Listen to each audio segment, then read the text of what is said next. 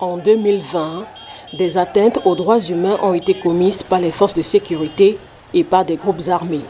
Le rapport 2020-2021 d'Amnesty International sur la situation des droits de l'homme au Cameroun, publié début avril 2021, indique également que les autorités ont continué de réprimer l'opposition pacifique.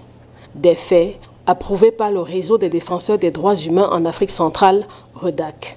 Nous sommes solidaires de ces rapports. Quand on l'a dit, ce n'est pas parce qu'on n'aime pas ou on aime l'armée, c'est que c'est la réalité sur le terrain.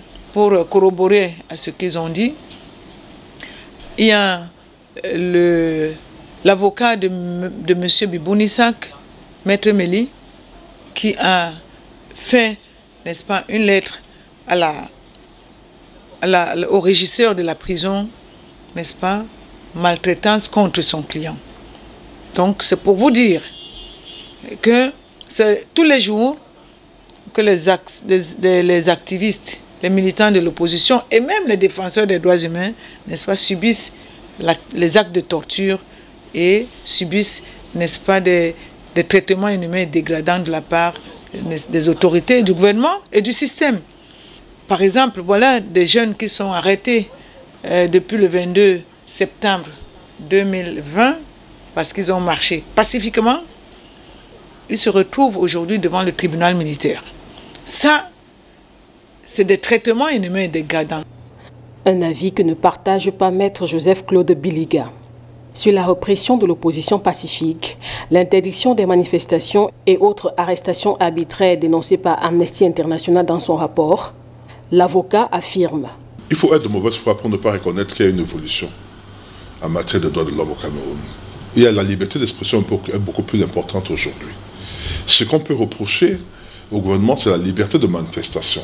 Et là également, je dis qu'il faut, avant de condamner, lire et bien lire la législation camerounaise, qui ne se limite pas à la loi de 90 sur les manifestations publiques, mais qui s'étend également sur la loi contre le terrorisme, sur le code pénal, sur la loi pour le maintien de l'ordre.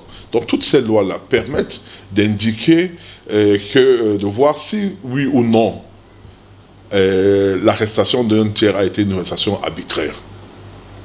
Lorsqu'on se limite uniquement sur le fait, par exemple, que les gens sont descendus et n'ont pas cassé, on vous parlera de manifestations pacifiques, oubliant que le simple fait de ne pas suivre la loi qui dit que pour pouvoir marcher, pouvoir manifester, on doit faire une déclaration et que le sous-préfet peut interdire cette déclaration. Le simple fait que de ne pas accepter, je veux dire, ne pas obéir à cette loi-là, peut être cause d'une infraction, d'une arrestation. Le fait d'être derrière votre clavier et d'appeler à l'insurrection peut être considéré comme étant une infraction. La situation des droits de l'homme reste préoccupante au Cameroun. Pour l'améliorer, Maître Biliga préconise un toilettage des tests, tandis que le REDAC recommande la mise sur pied d'une commission vérité, justice et réconciliation. Si les partenaires au développement, si les populations, et c'est l'occasion de demander aux jeunes filles, aux femmes, que c'est elles qui doivent porter le Cameroun aujourd'hui et exiger, n'est-ce pas, qu'on arrête et qu'on mette en place, ou alors qu'on mette en œuvre, n'est-ce pas, la commission que nous appelons de tous notre vœu depuis Vérité, Justice et Réconciliation. Elle est l'unique voie pour sortir, n'est-ce pas, le pays de ce gouffre-là. Il y a certaines dispositions qui, pour moi, devaient pouvoir être revisées, aller dans le sens de l'assouplissement.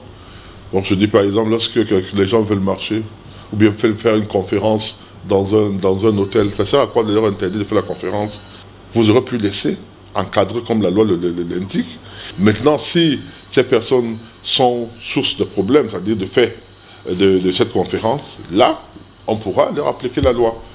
L'avocat souhaite en outre que le gouvernement organise des séminaires de formation sur les droits humains à l'attention des forces de l'ordre, partis politiques et organisations de la société civile.